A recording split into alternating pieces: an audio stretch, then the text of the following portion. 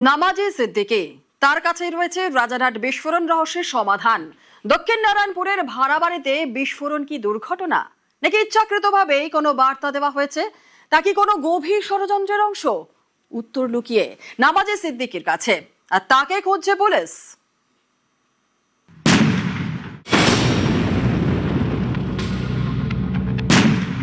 রাজারহাটের দক্ষিণ নারায়ণপুরে বিস্ফোরণের পেছনে বড় ষড়যন্ত্র।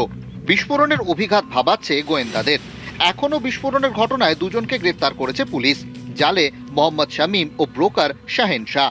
ধৃতদের গ্রেফতারের পরও বেশ কিছু প্রশ্নের উত্তর খুঁজছেন তদন্তকারীরা। বেছে বেছে বিমানবন্দরের কাছেই কেন ঘর ভাড়া? ধৃত ব্রোকার শাহেন শাহরই বা কি ভূমিকা? কাছেই এয়ারপোর্ট হওয়ায় কি নারায়ণপুরে ঘর ভাড়া? কেনই বা ব্যাগে করে ভাড়া বাড়িতে বোমা পাচার? ঘরে কি কি বোমা রাখা ছিল? ঘরে বোমার মশলা রাখা ছিল কি? পুলিশের প্রাথমিক অনুমান, ঘরে শুধু সুতলি বোমা ছিল না। পুলিশের অনুমান, সুতলি বোমার পাশাপাশি মশলাও রাখা ছিল ঘরে। ধৃত মোহাম্মদ শামীম ও ব্রোকার শাহেন শাহকে জেরা করে সেই সব প্রশ্নের উত্তর খুঁজছে পুলিশ, যদিও জিজ্ঞাসাবাদে তারা অসহযোগিতা করেছেন বলে সূত্রের খবর। গোয়েন্দাদের প্রথম থেকেই সন্দেহ ছিল যে এই বিস্ফোরণের পেছনে আরো বড় কোনো মাথা রয়েছে। ধৃতদের ম্যারাথন জেরা করে মাস্টারমাইন্ড নামাজি সিদ্দিকীর খোঁজ পেয়েছে পুলিশ। নারায়ণপুরে বিস্ফোরণের ঘটনায় মাস্টারমাইন্ড নামাজউদ্দিন সিদ্দিকী, তার বাড়ি এই নারায়ণপুর এলাকায়। বিগত বহু বছর ধরেই তিনি এখানে বসবাস করেন। আগে লরি চালাতেন, পরবর্তী ক্ষেত্রে তার স্ত্রী জানাচ্ছেন তিনি ওলা চালান, কিন্তু পরবর্তীতে দুদিন ধরে তিনি বাড়িতে আসেন না। পুলিশি জিজ্ঞাসাবাদ, যে দুজনকে গ্রেপ্তার করা হচ্ছিল, শামীমকে গ্রেপ্তার এবং শাহনওয়াজকে গ্রেপ্তার, দুজনকে গ্রেপ্তারের পরবর্তী ক্ষেত্রেই মূল মাস্টারমাইন্ড হিসাবে নামাজউদ্দিন সিদ্দিকী, তার নাম উঠে আসে। ধৃতদের জেরা করে পুলিশ জানতে পেরেছে নামাজি সিদ্দিকীর নির্দেশেই ঘর ভাড়া নেয় শামীম। ঘর ভাড়া সহ একাধিক ক্ষেত্রে টাকা দেয় সিদ্দিকী। নামাজের কথায় বোমা মজুতের দাবি শামীমের। আরো বোমা মশলা আনার পরিকল্পনা ছিল। বাড়িতেই বোমা তৈরির পরিকল্পনা ছিল। পুলিশের দাবি, বিস্ফোরণের পরও এলাকায় ঘোরাঘুরি করেছেন নামাজি সিদ্দিকী, যদিও পরিবারের দাবি ফাঁসানো হচ্ছে নামাজি সিদ্দিকীকে। একটা ড্রাইভার, হ্যাঁ, তার বাড়ির অবস্থাটা দেখেন, সে ফান্ডিং করবে, ওকে ফাঁসানো যাচ্ছে, ফাঁসানোর এটা মানে হচ্ছে, আর কিচ্ছু নেই এর মধ্যে। আপনারা মোহাম্মদ শামীমকে চেনেন? শামীম বা আমি কাউকে চিনি না। 2 दिन से नहीं है, ड्यूटी गया है। कहाँ पे गया है? बोल के जाएगा हमको, ड्यूटी सिर्फ बोला ड्यूटी गया। कंप्लेन हुआ, वो ऐसे फंसाया जा रहा। फंसाने को तो बहुत कुछ फंसा, आपको भी तो फंसा सकता है लोग।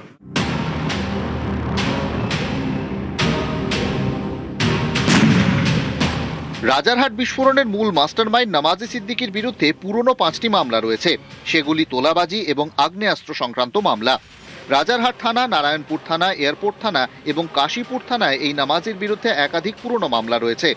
এবার সেগুলোও খতিয়ে দেখা হচ্ছে পুলিশের পক্ষ থেকে। রাজারহাট থেকে অনুপ চক্রবর্তী, নিউজ 18 বাংলা।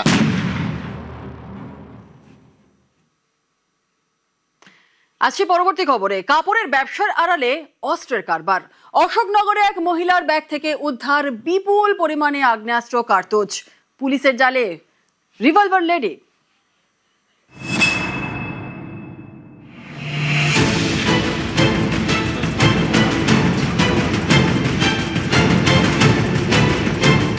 উত্তর 24 পরগনার অশোকনগর। রবিবার ভোরে টান টান উত্তেজনা। নৈহাটি হাবড়া রোডে অশোকনগর 8 নম্বর মোড়। সাদা রঙের একটি গাড়ি থেকে নামেন এক মহিলা।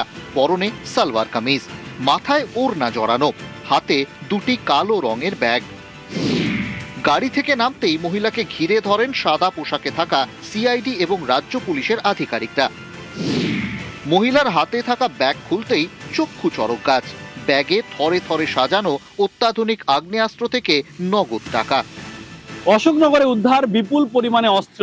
এক মহিলা অর্থাৎ নৈহাটি এলাকা থেকে পুলিশ তার পিছন নেয় এবং যখন অশোকনগর 8 নম্বর এলাকায় আসে, তার কাছে 2টি কালো রঙের ব্যাগ ছিল। সেই ব্যাগ খুলতেই দেখা যায় যে বিপুল পরিমাণে অস্ত্র রয়েছে, 200 রাউন্ড কার্তুজ এবং সেখানে রয়েছে 6টি আগ্নেয়াস্ত্র, দামি অত্যাধুনিক আগ্নেয়াস্ত্র এবং 12,000 টাকা। অনেক কিছু অস্ত্র আর আর্মস গুলো রিকভারি হয়েছে। ও তো প্রথমে জবলপুর থেকে বেরিয়েছে, তারপরে এখানে এসছে, তারপরে কোথায় ডেস্টিনেশন এগুলো it's a matter of investigation. Route পর্যন্ত গিয়ে যারা যারা ইনভলভ আছে সবাইকে আমরা অ্যারেস্ট করব। মহিলা এরকম একটা ক্যারিয়ার থাকবে এটা অনেকদিন পরে একটা আমরা পেয়েছি। মাননীয় সিএম সাহেব যেটা বলেছেন যে preventive action, CID will go on for all preventive actions, এগুলো আমরা বন্ধ করার চেষ্টা করা হবে।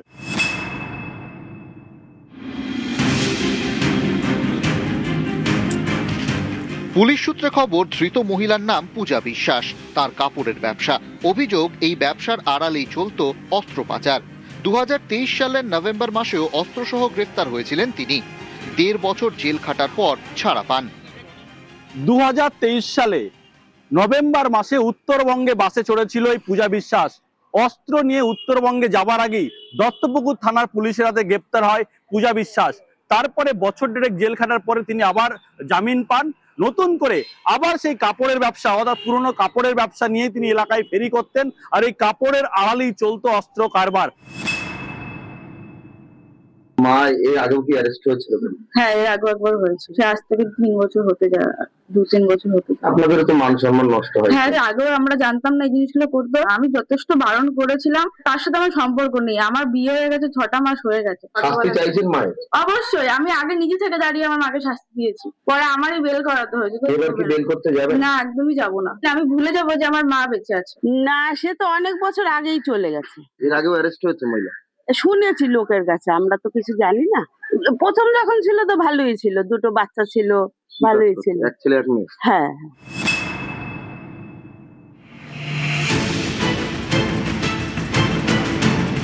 পুলিশের অনুমান, অশোকনগরের ঘটনায় আন্তঃরাজ্য অস্ত্র পাচার চক্রের যোগ রয়েছে। পূজা বিশ্বাসের কাছ থেকে পাওয়া গিয়েছে শিয়ালদা থেকে বিহারের জামালপুর যাওয়ার ট্রেনের টিকিট। তদন্তকারীদের অনুমান, বিহারের মুঙ্গের হয়ে বাংলায় অস্ত্র আনছিলেন তিনি। তার আগেই তাকে পাকড়াও করে পুলিশ। তৃণমূল আমলে মানুষের হাতে রোজগার ছিল না। যখন মানুষের হাতে বৈধ রোজগার থাকে না, মানুষ তখন রোজগারের অবৈধ পথ খোঁজে, কারণ মানুষ তো না খেয়ে বেঁচে থাকবে না। তো তৃণমূল আমলে এবং তার আগে বামফ্রন্ট আমলেও শিল্পায়ন না হওয়াতে লোকের হাতে কাজ নেই, সেই জন্য মানুষ এই ধরনের অবৈধ কাজকর্ম বেছে নিয়েছে। এবং গত সরকারের সময় এটাকে আটকানোর কোন রকম চেষ্টাও করা হয়নি প্রশাসনের তরফ থেকে।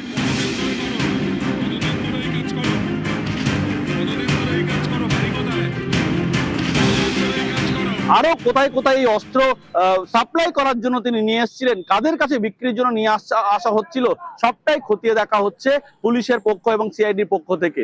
অশোকনগর থেকে জিয়াউল আলম, নিউজ 18 বাংলা।